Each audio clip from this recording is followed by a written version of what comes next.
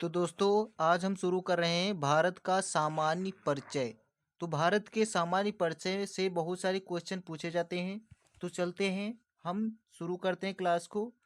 Geography, अगर हम geography की बात करें तो ये दो शब्दों से बना है, जियो और प्लस ग्राफी। जियो का मतलब होता है भूमि से यानी पृथ्वी से, और ग्राफी का मतलब होता है अध्ययन। ठीक है, तो जियोग्राफी का मतलब हो गया पृथ्वी का वर्णन करना, यानी पृथ्वी के बारे में जानना और उसका वर्णन करना। तो भारत के प्रमुख नाम, सबसे पहले तो हम जानेंगे भारत के प्रमुख नाम। भारत को हम कई नामों से जानते हैं। तो भारत के प्रमुख नाम इस तरीके से हैं, आपको याद करना है। आर्यव्रत, आर्यवर्त पहला नाम है इसका, आर्यवर्त। आर्यवर्त कैसे नाम पड़ा? तो ये आर्यों के नाम पर पड़ा। जो आर्य लोग जो है प्राचीन काल में भारत में आए थे, उनके नाम पर जो है भारत का नाम जो है पहला नाम आर्यवर्त पड़ जाता है। उसके बाद इसका दूसरा नाम है जम्मू द्वीप।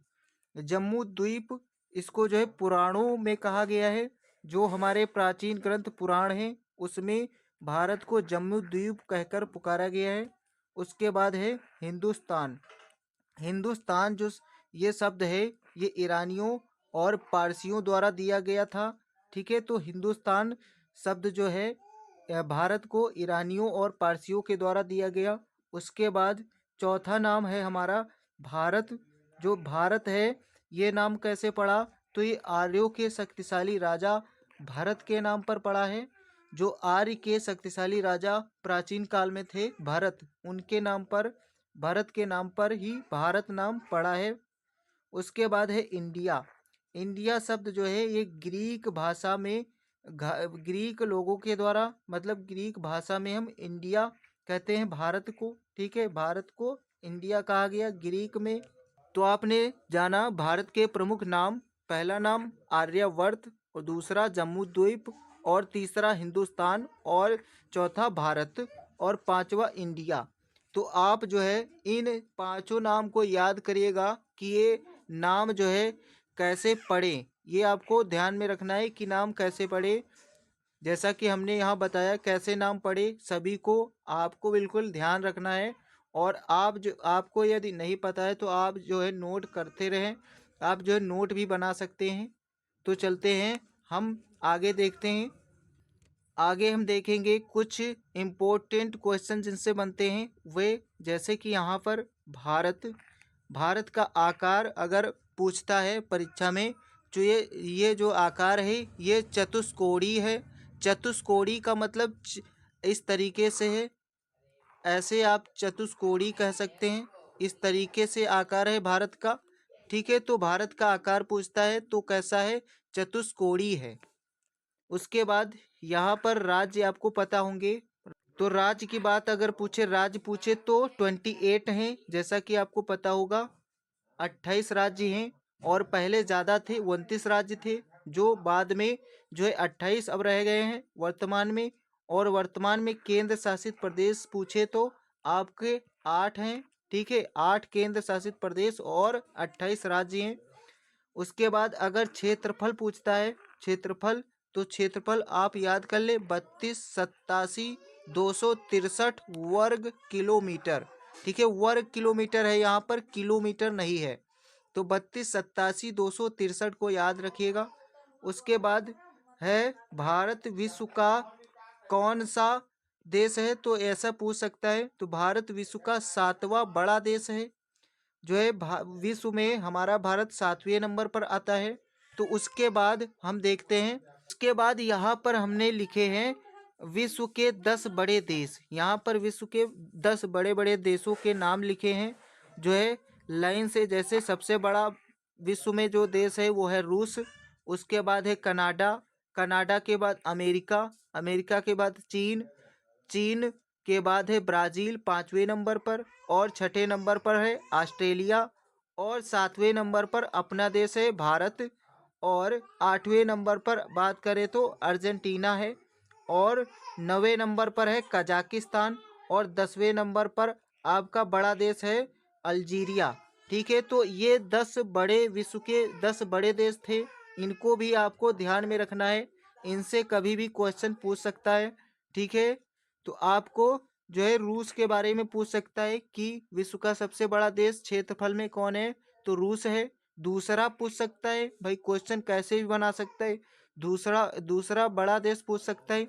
तीसरा पूछ सकता है, या पूछ सकता है भारत से निम्नलिखित में से कौन सा क्षेत्रफल में बड़ा देश है, तो इस तरीके से पूछ सकता है। ठीक है, तो आपने यहाँ पर इनको भी आप जो है नोट करते जाइए। बिल्कुल बेसिक से मैं बिल्कुल जियोग्राफी पढ़ा रहा हूँ, और ऐसा आपको क्लास नहीं मिलेगा कि एक तरफ से चैप्टर वाइज जो है ज्योग्राफी को पढ़ाए। ठीक है, तो आपको नोट्स भी यहाँ मिल रहे हैं, आप स्क्रीनशॉट ले करके या कैसे भी जो है आप इन्हें नोट कर लें। अब चलते हैं आगे, हम पढ़ते हैं। आगे हम जानते हैं भारत किस गोलार्ध में स्थित है, तो उत्तरी पूर्वी गोलार्ध में स्थित है। किस तरीके से उत्तरी पूर्वी गोलार्ध में स्थित है, तो हम देखते हैं मैप के द्वारा। तो यहाँ पर देखिए आपके सामने एक ग्लोब का मैप है, पृथ्वी का मैप है। तो यहाँ पर आप देखिए कि मैं आपको बताता हूँ कि ये जो विषुवत रेखा है, ये जो पृथ्वी को दो भागों में बराबर बराबर बांटे, वो हमारी विषुवत रेखा होती है। तो ये जो बीच से रेखा गई है, ये हमारी विषुवत रेखा है। और विषुवत रेखा के ऊपर वाला जो हिस्सा है वो हमारा उत्तरी होगा, और विषुवत रेखा के जो ये यहाँ पर है नीचे, वो हमारा दक्षिणी होगा। ठीक है, और उसके बाद यदि हम पृथ्वी को इस तरीके से बांट दें, ठीक है, इस तरीके से बांट दें, तो इधर का हमारा पश्चिम हो जाएगा और इधर का पूर्व हो जाएगा। ठीक है, इधर का पश्चिम और इधर का पूर्व हो जाएगा। ठीक है, इधर का पश्चिम हो जाएगा और इधर का पूर्व हो जाएगा।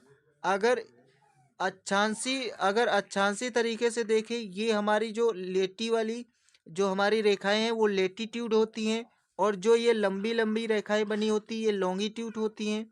तो इस तरीके से देखिए यहाँ पर बहुत सारी रेखाएं बनी हैं, ये वाली, तो ये वाली क्या है, लॉन्गिट्यूड है, मतलब ये देशांतर रेखाएं हैं।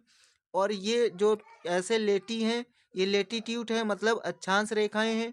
तो आपको इसमें पूछ रहा है कि भारत कहाँ पर स्थित है, तो ये हमारा भारत यहाँ पर स्थित है। देखिए यहाँ पर भारत हमारा स्थित है, और ये हमारा किस में पड़ता है, हम कह सकते हैं इसे उत्तरी और पूर्वी। क्या कह सकते हैं, इसे उत्तरी कह सकते हैं, क्योंकि ये विषुवत रेखा के उत्तर में है, ऊपर का हिस्सा उत्तर होता है, तो ये उत्तरी हो जाएगा। और ये हमारा पूरब में है, क्योंकि इधर पश्चिम है और इधर पूरब है। तो पहली बात तो उत्तरी में हो गया भारत, और दूसरी बात ये पूरब में हो गया। तो हमारा देश जो है उत्तर पूर्वी गोलार्ध का हिस्सा है। इस तरीके से पूछेगा किस गोलार्ध का हिस्सा है, तो उत्तरी उत्तर में है और पूरब में है, तो उत्तरी पूर्व गोलार्ध का हमारा जो है हिस्सा है भारत। उसके बाद क्वेश्चन बनता है भारत किस कटिबंध में स्थित है, तो कटिबंध पूछता है। उपोष्ण कटिबंध और उष्ण कटिबंध में हमारा भारत जो है स्थित है। तो इसको हम मैप के द्वारा देख लेते हैं, भारत का मैप देखते हैं। ये आपका भारत का मैप है। इसमें यहाँ पर एक लाइन गई है भारत के बीचों बीच से, जिसको हम कर्क रेखा कहते हैं। इसको कर्क रेखा कहते हैं। कर्क रेखा कुल हमारे भारत के 8 राज्यों से होकर गुजरती है। तो ये भी क्वेश्चन पूछता है कितने राज्यों से होकर गुजरती, तो कुल मिला के 8 राज्य होते हैं। कौन कौन से होते हैं, जैसे गुजरात हो गया आपका, मध्य प्रदेश हो गया। उसके बाद ये मध्य प्रदेश से कटा राज्य है छत्तीसगढ़, ये छत्तीसगढ़ हो गया। ये मध्य प्रदेश से अलग राज्य छत्तीसगढ़ हो गया। फिर इसके आगे झारखंड पड़ता है, फिर पश्चिम बंगाल पड़ता है, और फिर त्रिपुरा और मिजोरम पड़ते हैं। तो कुल मिला के 8 राज्य हो गए, गुजरात, मध्य प्रदेश, छत्तीसगढ़, झारखंड, झारखंड के बाद पश्चिम बंगाल, और फिर त्रिपुरा और मिजोरम। तो कुल मिला के 8 राज्य हैं जिनको कर्क रेखा काटती है। तो कर्क रेखा के उत्तर वाला क्षेत्र यहाँ पर देखिए ये उत्तर में है, और किसी भी मैप को यदि आप पढ़ते हैं तो उसके ऊपर वाला हिस्सा जो है उत्तर होगा और नीचे वाला दक्षिण होगा, और इधर जो है बाएं हाथ वाला, इधर वाला पश्चिम होगा और इधर वाला जो है पूरब होगा। तो इस तरीके से ऊपर वाला हिस्सा उत्तर होता है मैप में, और नीचे वाला दक्षिण होता है, और बाएं हाथ वाला जो पश्चिम होता है, और दाहिने हाथ वाला क्या होता है, पूरब होता है। तो ये भी आपको पता होना चाहिए, तभी आप जो मैप देख सकते हैं। तो अब हम यहाँ पर बता रहे हैं कि कर्क रेखा के ऊपर वाला जो क्षेत्र है उसे हम उपोष्ण कटिबंधीय क्षेत्र कहते हैं। उपोष्ण कटिबंधीय क्षेत्र, उपोष्ण कटिबंधीय जो क्षेत्र होता है वहाँ पर ठंडक होती है, वहाँ पर बहुत ज़्यादा ठंडक होती है, जो उपोष्ण कटिबंधीय क्षेत्र होता है। और इसके नीचे वाला कर्क रेखा के नीचे वाला ये हमारा उष्ण कटिबंधीय क्षेत्र है।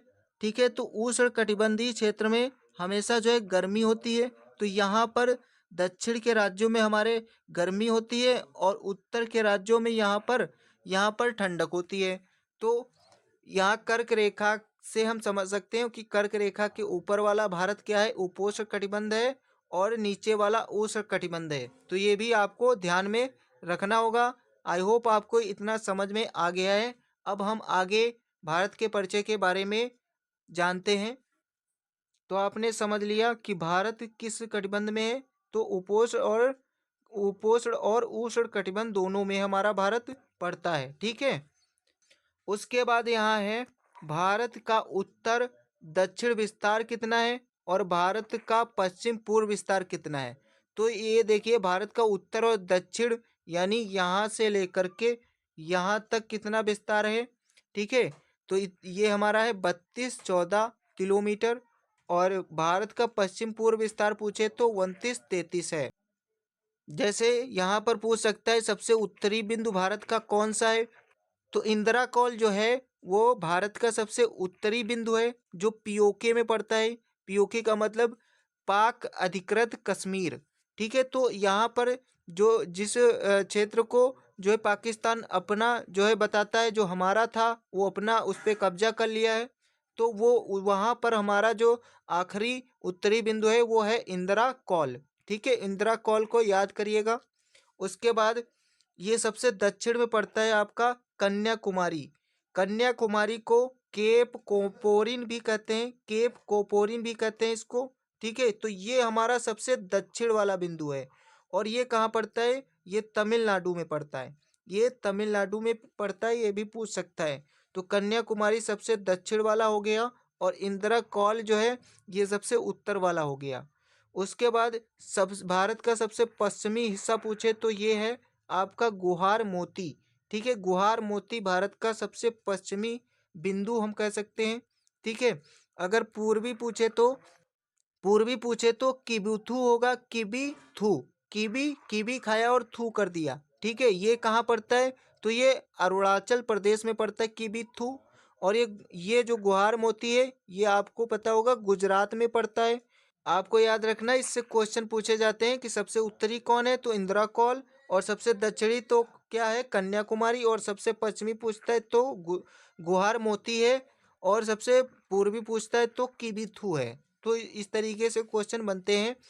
और इधर इधर का लंबाई पूछता है, इधर इधर का लंबाई पूछता है तो 32-14 किलोमीटर, और इधर इधर का पूर्व पश्चिम का पूछता है तो 29-33 है। ठीक है, आगे यहाँ पर डिग्री में पूछ सकता है। तो डिग्री में हमारे देश का जो विस्तार है वो इस तरीके से 8 डिग्री 4 उत्तरी अक्षांश से 37 डिग्री 6 उत्तरी अक्षांश तक हमारा भारत है। ठीक है, तो डिग्री में इस तरीके से पूछ सकता है। और इधर पश्चिम से पूछता है तो 68 डिग्री 7 पूर्वी देशांतर से 97 डिग्री 2 5 पूर्वी देशांतर तक है। ठीक है, तो 68 डिग्री 7 पूर्वी देशांतर से 97 डिग्री 2 5 पूर्वी देशांतर है। इन द्वीपों से भी पूछ सकता है, इससे पूछ सकता है। यहाँ पर कैसे क्वेश्चन पूछेगा कि सबसे जो है दक्षिणतम बिंदु हमारा कौन है, तो वो हमारा इंदिरा कॉल है, जो ग्रेट निकोबार पर स्थित है, और यहाँ की जो डिग्री है वो 6 डिग्री 4 है। ठीक है, तो अगर स्थली स्थली पूछता है कि स्थली में सबसे दक्षिण में कौन है, तो स्थल सीमा हमारी है वो 8 डिग्री 4 है। स्थल ना लगा के ऐसे पूछता है तो हमारा इंदिरा कौर होगा, इंदिरा कौर, जो ग्रेट निकोबार पर स्थित है, जो हमारा द्वीप है। ठीक है, तो ये हमारे द्वीप यहाँ पर है, अंडमान निकोबार। तो इस तरीके से इससे भी क्वेश्चन बनते हैं, तो इसको ही ध्यान में रखिएगा। आगे हम देखते हैं, आगे देखते हैं सेवन सिस्टर कहे जाने वाले राज्य। सात बहनें इन्हें इसलिए कहा जाता है क्योंकि यहाँ की जो संस्कृति है वो लगभग एक समान है। यहाँ वेशभूषा, पहनावा, खान पीन सब कुछ लगभग एक जैसा है, इसलिए इनको सेवन सिस्टर कहा जाता है, सात बहनें कहा जाता है। किसने इनका नाम रखा सात बहनें? तो ये हैं ज्योति प्रसाद साइकिया जी के द्वारा इनका जो है नाम पड़ा, ज्योति प्रसाद साइकिया जी। ठीक है, इन्होंने इतने राज्यों को जो है सात बहनें नाम दिया है। ठीक है, तो ये कौन कौन से हैं? देखिए यहाँ पर सबसे इधर से ले तो मेघालय होगा, उसके ऊपर असम होगा, फिर इधर अरुणाचल प्रदेश होगा, फिर नागालैंड होगा, और फिर मणिपुर होगा, और फिर इधर ये जो दो लटके हिस्से हैं ये त्रिपुरा और मिजोरम होंगे। तो ये कुल मिला के सात हैं। यहाँ पर अरुणाचल प्रदेश के नीचे क्या है? नागालैंड, और नाग के नीचे मणि है। ठीक है, नाग के नीचे मणि, इस तरीके से कुछ याद कर लें। और इधर जो लटके हुए हिस्से हैं यहाँ पर, तो ये त्रिपुरा और मिजोरम है, और इनके ऊपर यहाँ पर मेघालय है, और इसके ऊपर क्या है? असम है। तो इस तरीके से याद कर लीजिए। और परीक्षा में जो है तीन नाम अलग देता है, और एक नाम जो है इसी में सेवन सिस्टर में से देता है, और पूछता है क्वेश्चन। क्वेश्चन ऐसे पूछता है कि निम्नलिखित में से सात बहनों वाला राज्य कौन सा है? तो यहाँ पर इनमें से एक होगा। ऐसे भी क्वेश्चन पूछ सकता है, इनमें से तीन राज्य देगा, और एक राज्य सिक्किम देगा, क्योंकि सिक्किम कंफ्यूज करने वाला है। तो सिक्किम को दे देगा और कहेगा निम्नलिखित में से कौन सात बहनों वाला राज्य नहीं है? तो सात बहनों वाला राज्य कौन सा नहीं होगा? तो सिक्किम नहीं होगा। तो सिक्किम को याद रखिएगा, ऐसे क्वेश्चन पूछे गए हैं। ठीक है, भारत के परिचय से क्वेश्चन बनते हैं, तो ये आपको याद रखना है। और यदि आपको वीडियो पसंद आ रहा हो, वीडियो पसंद आया हो, तो जो है आप जो है कमेंट करके ज़रूर बताइएगा, और वीडियो को लाइक करें।